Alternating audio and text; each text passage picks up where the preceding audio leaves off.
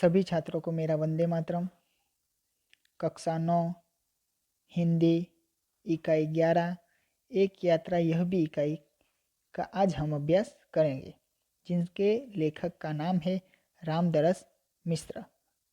लेखक रामदरस मिश्र ने इस कहानी में एक रिक्शे वाले की बात की है जो स्त्री को सम्मान देता है, और इस रिक्शे वाले की कहानी आज हम इस इकाई में पढ़ेंगे। तो इस इकाई को हम विस्तार से उसका अभ्यास करते हैं। तो कहानी की शुरुआत होती है, मैं बहुत यात्रा भीरू हूँ। मैं यानी लेखक, यात्रा भीरू यानी यात्रा करने से डरने वाले। यात्रा पर निकलते समय डर बना होता है कि पता नहीं कैसे कैसे लोगों से पाला पड़ेगा। जब लेखक यात्रा करते हैं तब उन्हें डर लगा रहता है कि कैसे कैसे लोगों से उनका पाला पड़ेगा। सबसे बड़ी असहजता तो अनुभव होती है कि अंट संट किराया मांगने वाले ऑटो वाले से। क्यों डर लगता है लेखक को? क्योंकि अंट संट यानी मनमाना, जो मर्जी में आए वैसा किराया ऑटो वाले मांगते रहते, इसीलिए उनको सबसे ज़्यादा डर लगा होता है। नए शहर में कैसे कैसे लोग मिलेंगे, यह चिंता भी बनी होती है। और लेखक को ऐसी चिंता भी होती है कि नए शहर में कैसे कैसे लोग हमें मिलेंगे। तो इस बार एक डॉक्टर से मिलने के लिए ग्वालियर जाना पड़ गया। लेखक को डॉक्टर को मिलने के लिए ग्वालियर जाना पड़ा। पत्नी साथ थी, लेखक की पत्नी भी उनके ही साथ थी, इसलिए आश्वस्ति बनी हुई थी। आश्वस्ति यानी तसल्ली, आश्वासन। लेखक की पत्नी भी उनके साथ थी, इसलिए उन्हें तसल्ली थी कि कोई बात नहीं। स्टेशन पर उतरते ही ऑटो वाले पीछे पड़ गए। जब वो स्टेशन पर उतरे तो ऑटो वाले उनके पीछे पड़ गए कि मेरी ऑटो में आके बैठो, मेरी ऑटो में आके बैठो। हम चुपचाप आगे बढ़ते रहे। एक नवयुवक ऑटो वाला साथ लग गया। वो आगे बढ़ते रहे, लेकिन एक नवयुवक यानी युवान ऑटो वाला उनके साथ ही था। हम कुछ बोले बिना आगे बढ़ते रहे कि उसकी आवाज़ आई। हमने उस ऑटो वाले का कोई भी जवाब नहीं दिया। फिर उस ऑटो वाले ने आवाज़ लगाई, बापूजी आप आखिर कहीं जाएंगे ही और कोई ऑटो करेंगे ही, तो फिर मेरा ऑटो क्यों नहीं? उस ऑटो वाले ने कहा कि आप आगे भी जाके नया ऑटो करेंगे ही, तो मेरे ऑटो में आके क्यों नहीं बैठ जाते? उसकी जिद और आवाज़ में कुछ ऐसा आकर्षण महसूस हुआ कि मैंने स्वीकृति दे दी। उसकी आवाज़ में लेखक को ऐसा आकर्षण लगा कि वो दोनों पति पत्नी उस ऑटो वाले की ऑटो में जाके बैठ गए। वह प्रेम भरी बातें करता रहा और हमें डॉक्टर के पास पहुंचा दिया।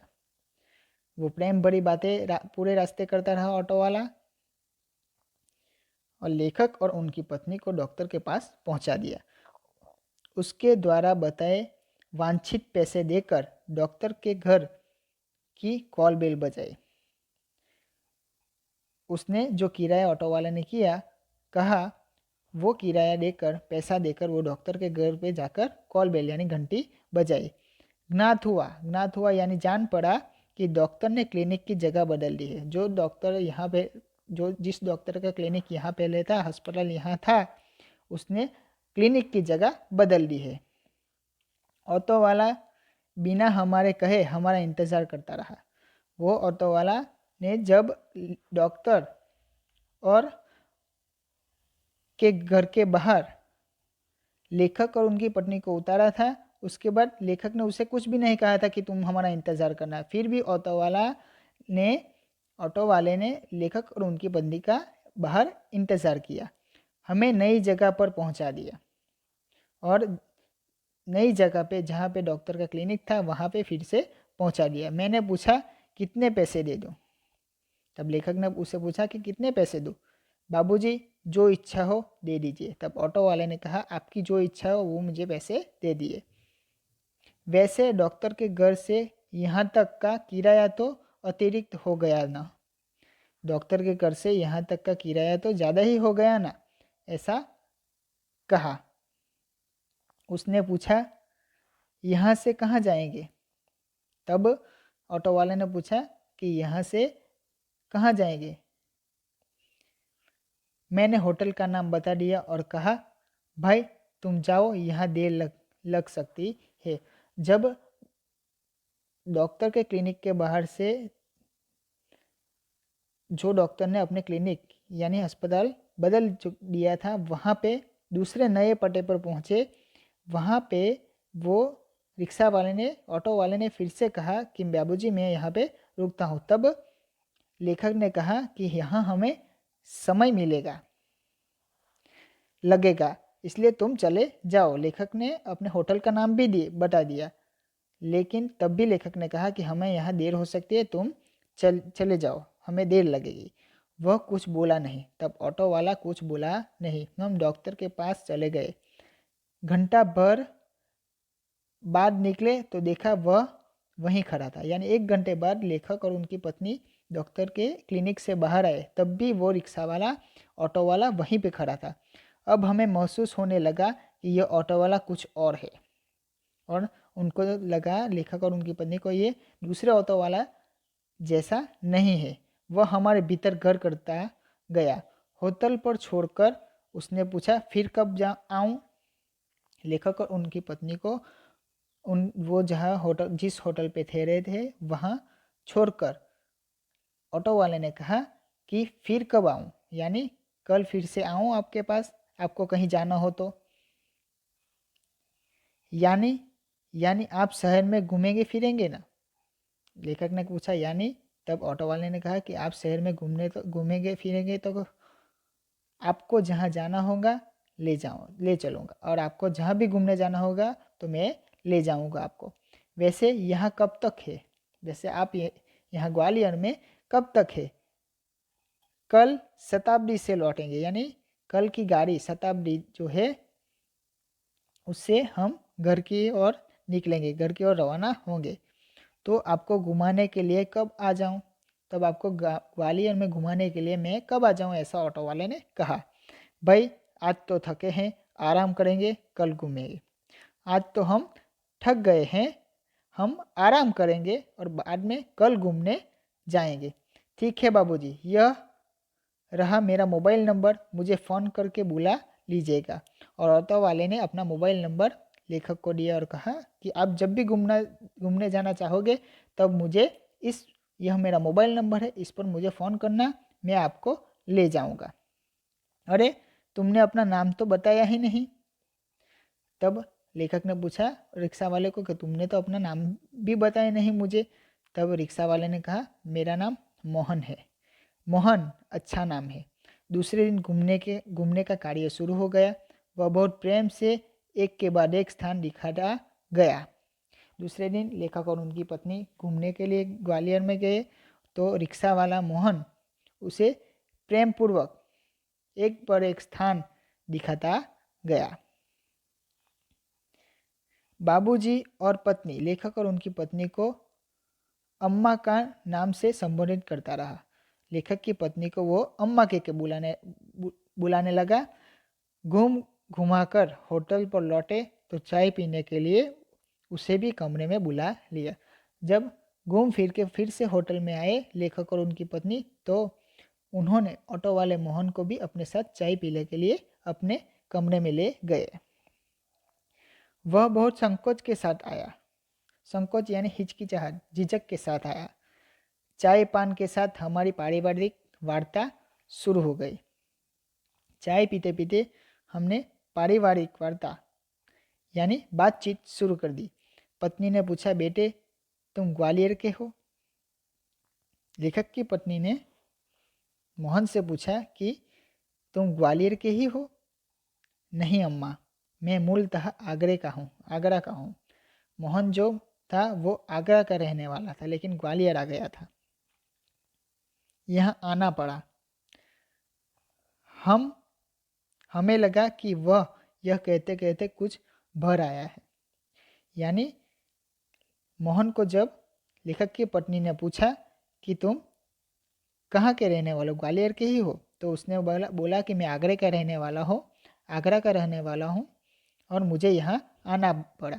लेकिन यह बोलते बोलते वो कुछ भर आया, यानी रोने जैसा हो गया, इसलिए चुप रहे। लेकिन वह स्वयं बोलने लगा, आगरा में अपना घर है, माँ बाप तो बचपन में ही गुजर गए, यानी उनकी बचपन में ही, मैं जब छोटा था तभी उनकी मौत हो गई थी। बड़े भाई ने मेरी परवरिश की, परवरिश यानी पालन पोषण किया, मेरी परवरिश मेरे बड़े भाई ने की। भाई वकील है, मेरा भाई जो है वो वकील है, मैं भी बीए पास हूँ। मेरा भाई वकील है और मैंने भी कॉलेज पूरी की है। कोई नौकरी खोज रहा था कि और कोई नौकरी खोज रहा था कि एक चुप्पी सी छा गई। ऐसा बोलते कोई नौकरी खोज रहा था कि उसके बाद मोहन बंद हो गया बोलते। एक चुप्पी सी छा गई, हमें लगा कि इसके साथ कोई अवांछित घटना घटी है। तब लेखक और उनकी पत्नी को लगा कि उसके साथ कोई अवांछित यानी न चाही हुई, उसे न चाही हुई घटना इसके साथ घटी है। उसे छोड़ा नहीं, किंतु उसने फिर कहना शुरू किया। उसने वो बात छोड़ी नहीं और वो बात बताने लगा। मैं नौकरी की तलाश में इधर उधर भटक रहा था। एक दिन भटक कर लौट रहा था कि जो मोहन था वो नौकरी की तलाश में इधर उधर भटक रहा था। तो भटकते भटकते जब वो अपने घर की ओर जा रहा था, तब रास्ते में एक परिचित लड़की यानी जिसे वो जानता था, वो मिल गई। बदहवासी दिधियाती हुई बोली, बदहवास यानी विकल, घबराई हुई, करुण स्वर में प्रार्थना करना। दिधियाती हुई बोली यानी करुण स्वर में प्रार्थना करती हुई बोली, मोहन मुझे बचा लो। और मोहन को कहा उस लड़की ने कि मुझे तुम बचा लो। क्यों, क्या हुआ? मोहन ने पूछा। मेरे माँ बाप एक अधेड़ अधेड़ यानी अधिक उम्र का, जो प्रौढ़ की जिसे कहते हैं, अधिक उम्र का, जिसकी उम्र ज़्यादा हो गई उसे अधेड़ कहते हैं। अधेड़ के हाथ मुझे बेच रहे थे, यानी उस लड़की के माँ बाप उस एक बूढ़े व्यक्ति के साथ पास बेच रहे थे।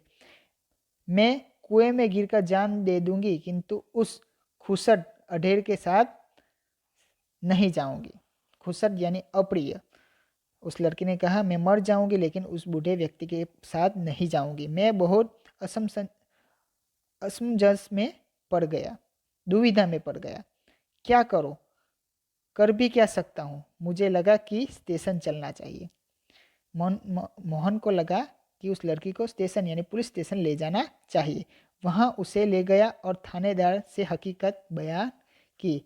वहाँ मोहन उस लड़की को ले गया और थानेदार से पूरी बात कह दी कि इस लड़की के साथ क्या हुआ है। वे कुछ देर सोचते रहे कि क्या किया जा सकता है। थानेदार भी थोड़ी देर के लिए सोचने लगे कि अब क्या करें। थानेदार साहब बोले, इसकी FIR लिखकर इसके माँ बाप को हवालात में बंद कर देता।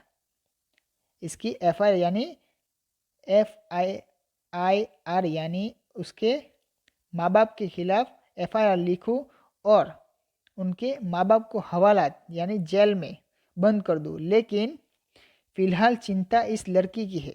उसके माँ बाप को जेल में भी मैं डाल लूँगा, लेकिन चिंता मुझे फिलहाल इस समय इस लड़की की मुझे चिंता है कि आखिर इसके लिए क्या किया जाए, इस लड़की के लिए क्या किया जाए। एक छोटी सी चुप्पी के बाद वे थानेदार एकाएक बोले, तुम्हारी शादी हो गई है? उसने मोहन से पूछा कि तुम्हारी शादी हो गई है? मैंने में सर हिलाया। तो बोले, तुम इससे शादी क्यों नहीं कर लेते? मोहन को थानेदार ने कहा कि तुम ही इस लड़की से शादी क्यों नहीं कर लेते?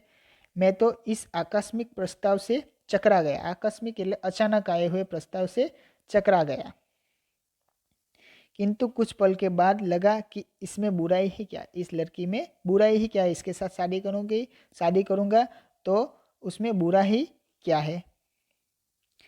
मैंने कहा, सर इससे तो पूछ लीजिए। तब मोहन ने थानेदार से कहा कि सर आप इस लड़की से भी तो पूछ लीजिए कि वो मेरे साथ शादी करना चाहती है या नहीं। थानेदार ने उससे पूछा तो उसने स्वीकृति सूचक सिर हिला दिया। तो उस लड़की ने भी अपना सिर हाँ में हिलाया। लेकिन लेकिन क्या मोहन? बाबूजी, लेकिन यह कि भाभी अपनी बहन से मेरी शादी कराना चाहती रही। लेकिन मोहन की जो भाभी है वो यह चाहती थी कि मोहन की शादी उसकी बहन, भाभी की बहन के साथ हो। बात तय हो चुकी थी और बात तय भी हो चुकी थी। फिर बाबूजी, मैंने सोचा भाभी जी की बहन से तो कोई भी अच्छा आदमी शादी कर लेगा। लेकिन मोहन ने सोचा कि भाई की पत्नी की बहन यानी भाभी जी की बहन के साथ तो कोई भी दूसरा अच्छा आदमी शादी कर लेगा, वह कोई संकट में नहीं है। लेकिन इस लड़की की तो जिंदगी खतरे में है। वो भाभी जी की बहन तो उसके ऊपर तो कोई संकट नहीं है, इसलिए इसके साथ कोई भी अच्छा लड़का शादी कर लेगा। लेकिन यह लड़की वो खतरे में है, उसकी ज़िंदगी खतरे में है। लड़की सुंदर भी है, परिचित भी है, और सबसे अहम बात कि वह संकट में है। लड़की परिचित भी है, सुंदर भी है, लेकिन सबसे अहम बात जो है वो है यह है कि यह लड़की संकट में है। इससे विवाह करना प्रतिकर भी होगा और मानवीय भी, और इसके साथ मैं विवाह करूँगा वो मानवता ही कहलाएगी। लेकिन लेकिन हाँ, अब समस्या यह कि विवाह एकदम तो न हो जाएगा। यदि लड़की घर गई तो फिर वह वहीं बेच दी जाने का संकट। विवाह ऐसे ही नहीं हो सकता। लड़की शायद फिर अपने घर जाएगी तो फिर से उसे बेचने का प्रयत्न करेंगे उनके माँ बाप। मैं साथ ले जाऊं तो भैया भाभी तो नाराज़ होंगे ही, और उस लड़की को मोहन अपने साथ ले जाएगा तो भैया भाभी नाराज़ होंगे। इसके माँ बाप मेरे ऊपर लड़की भगाने का केस कर देंगे। मोहन ने थानेदार को कहा कि इसके माँ बाप अगर मुझ पर लड़की भगाने का केस कर देंगे तो। जब मैंने थानेदार के सामने यह समस्या रखी तो वे बोले, कुछ दिन के लिए इसे नारी निकेतन में रखवा देता हूँ। तब थानेदार बोले कि जहाँ पे स्त्रियाँ रहती है, लड़कियाँ रहती है, थोड़े दिन के लिए मैं इस लड़की को वहाँ रखवा देता हूँ। लड़की से माँ बाप के खिलाफ शिकायत लिखाकर रख लेता हूँ, और इस लड़की की शिकायत जो अपने माँ बाप के विरुद्ध करना चाहती है वह मैं लिख लेता हूँ। 15 दिन बाद उन्होंने मंदिर में उससे मेरी शादी करवा दी, और थानेदार ने 15 दिन बाद उस लड़की की शादी मोहन से करवा ली। मैंने कहा, मोहन, ऐसे थानेदार कहाँ होते हैं? तब लेखक ने कहा कि मोहन, ऐसे थानेदार कहाँ होते हैं? मुझे तो इस घटना पर विश्वास ही नहीं हो रहा। लगता है कथा सुन रहा हूँ। और लेखक को इस घटना पर विश्वास ही नहीं हो रहा था। उनको लगा कि वो एक कथा ही सुन रहे हैं। आप सही कह रहे हैं बाबूजी, लेकिन यह थानेदार कवि भी है। तब उन्हें लेखक को कहा मोहन ने कि यह थानेदार एक कवि भी है। कवि सम्मेलन में कविताएं पढ़ता है और इसकी कविताएं मानवीय संवेदना से भरी हुई होती है, और वो कवि सम्मेलन में कविताएं भी करता रहता है। हाँ, तब ठीक है भाई। हर एक क्षेत्र में कोई ना कोई मसीहा दिखाई पड़ ही जाता है। हर एक क्षेत्र में कोई ना कोई मसीहा यानी देवदूत दिखाई ही देता है। यानी लेखक ने इस अफसर को, थानेदार को मसीहा कहा। हाँ, तब यह कि मेरे भाई भाभी मुझसे खफा हो गए यानी नाराज़ हो गए, और हमें घर से निकाल दिया, और मोहन को और उस लड़की को घर से बाहर निकाल दिया। एक तो मैंने उनकी साली यानी उन भाभी जी की बहन के साथ शादी नहीं की, दूसरी जिस लड़की से की वह किसी और जाति की थी। पहले तो भाई की साली के साथ मैंने शादी नहीं की, और शादी तो की लेकिन उस लड़की से की जो हमारी जात की नहीं थी। तो तुम लोग ग्वालियर आ गए। तब लेखक ने कहा कि तो इसलिए तुम ग्वालियर आ गए। तो मोहन ने कहा, हाँ बाबूजी, आगरा में हमारा निभा होना कठिन था। निभा यानी गुजारा करना कठिन था। पराए शहर में भले ही कोई अपमान न हो, अपनापन न हो, किंतु यह परायापन उस अपनेपन से अच्छा ही है ना, जो दिन रात अप्रीतकर व्यवहार बनकर तन मन को तन मन को उद्विग्न करता रहे। तब मोहन ने कहा कि भले ही हम नए शहर में आए, यहाँ अपनापन नहीं होगा, लेकिन किंतु परायापन अपनेपन से अच्छा है। जो लोग हमारे साथ कुछ खराब कहते हैं, हमें सुनाया करते हैं, उससे अच्छा तो पराये लोगों के साथ रहना, ऐसा मोहन कहता है। हाँ, सही कह रहे हो। तब बाबूजी ने कहा, लेखक ने कहा कि हाँ, तुम सही कह रहे हो। तो यहाँ कोई नौकरी तो रखी नहीं थी, बस ऑटो का दामन थाम लिया और उसी के सहारे चल रहा हूँ। यहाँ मेरे सामने कोई नौकरी तो थी ही नहीं, इसलिए मैंने ऑटो चलाना शुरू कर दिया। वास्तव में तुम बहुत बड़े हो मोहन। बड़े बड़े लोग तो नारी हित में बड़े बड़े लेक्चर देते हैं, कविताएं लिखते रहते हैं, किंतु अपने व्यवहार में नहीं उतारते। तब लेखक ने कहा कि तुम बड़े बहादुर हो, तुम बहुत बड़े हो। लोग नारी हित में लेक्चर देते हैं और कविताएं लिखते हैं, लेकिन उनका अमल कभी भी अपने जीवन में नहीं करते। लेकिन तुमने तो बहुत सहज भाव से एक लड़की की दुर्दशाग्रस्त होने से बचा ली। दुर्दशाग्रस्त यानी बुरी दशा होने से तुमने बचा ली और अपने जीवन के साथ उसे सम्मानपूर्वक लगा लिया, यानी उस लड़की की तुमने इज्जत बचाई है, ऐसा लेखक ने मोहन से कहा। बाबूजी, इस कार्य से मुझे भी बहुत संतोष मिला।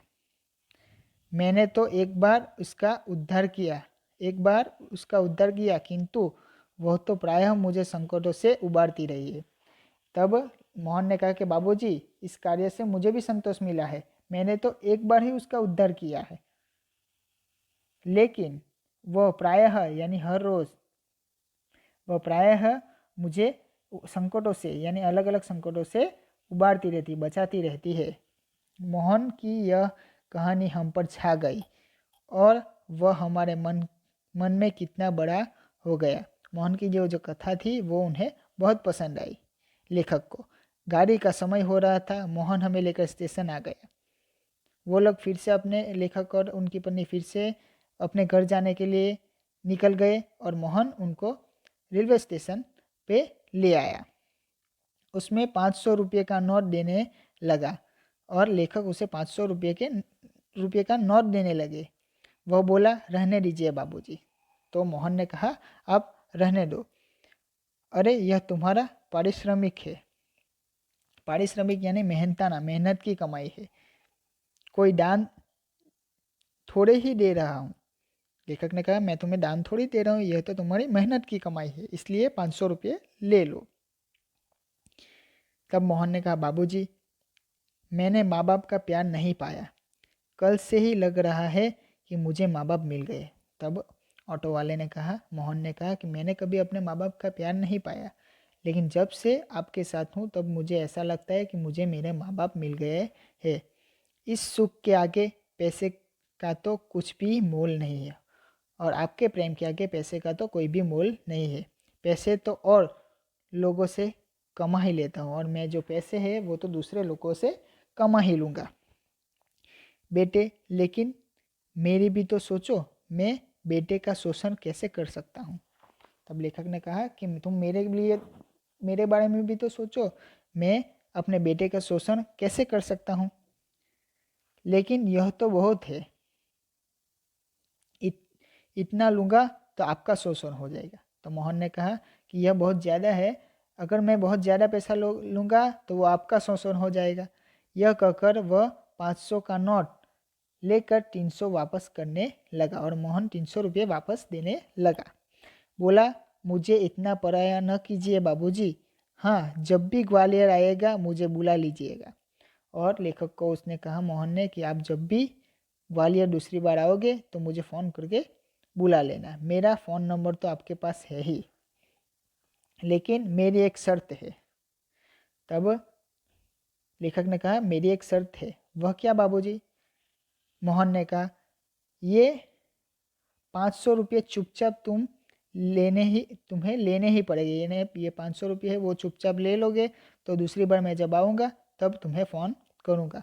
उसने 300 रुपये अपनी जेब में रख लिए। मोहन ने 300 रुपये अपनी जेब में रख लिए। जैसे कह रहा है, यह कैसी शर्त आपने रख दी बाबूजी। और कहने लगा लेखक को कि यह तुमने कैसी शर्त रख दी। कुछ क्षण के बाद बोला, बाबूजी आपका फ़ोन नंबर तो मेरे फ़ोन पर आ ही गया है, कभी कभी फ़ोन करता रहूं क्या।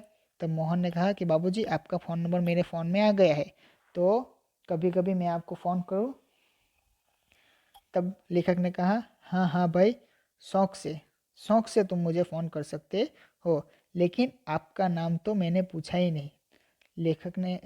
मोहन ने कहा कि मैंने आपका नाम ही नहीं पूछा। तब लेखक ने कहा कि मैं हूँ सत्यकेतु और यह मेरी पत्नी कामना। मेरा नाम सत्यकेतु है और यह मेरी पत्नी कामना है।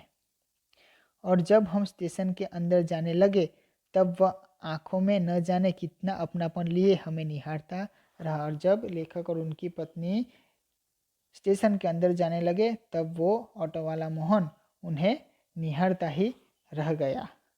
और यहाँ पे यह हमारी इकाई पूर्ण होती है। यानी एक रिक्शा वाले जो स्त्रियों के प्रति मानवीय दृष्टिकोण रखता है, उस रिक्शा वाले में सवारी करने वाले पति पत्नी लेखक और उनकी पत्नी से उसका आत्मीयता जो बन जाती है उस ऑटो वाले की, मोहन की, वो हमारा दिल छू लेती है। और अंत में रिक्शा वाले को यानी मोहन को वो